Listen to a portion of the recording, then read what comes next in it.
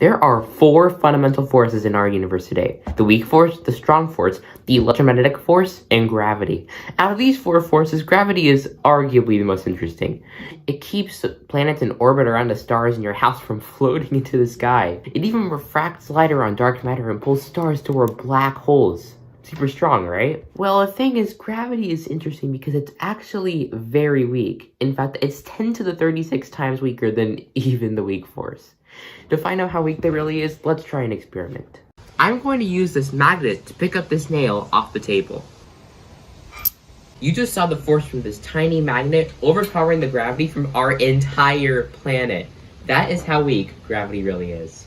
Some scientists have been trying to understand this for decades, and they have a few theories that might satisfy this puzzling mystery. So let's dive into the 2 most prominent of these theories, and we might even attract some answers. One thing we've noticed is that gravity appears to be just as strong as the other forces when it comes to planets or stars, big objects. When we get to smaller objects, gravity appears to be much weaker, like with particles. There has to be something that diminishes gravity at these smaller scales.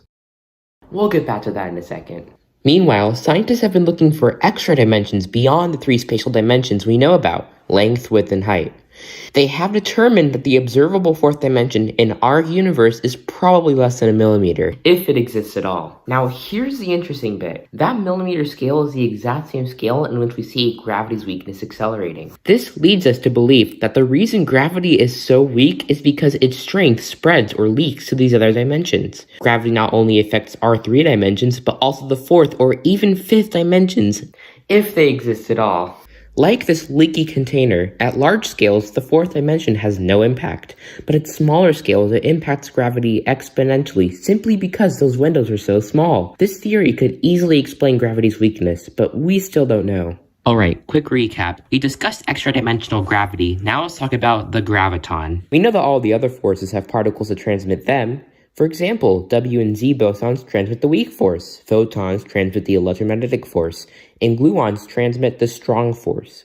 Some scientists theorize that gravity is also channeled by a particle called a graviton. They theorize that there are 2 types of gravitons: high-bound gravitons and low-bound gravitons. These particles come in pairs that spin around each other and create gravitational waves. It would have to be very small enough to at least remain undetectable to our current experiments, but they may exist. As you can see, gravity is such a strange concept.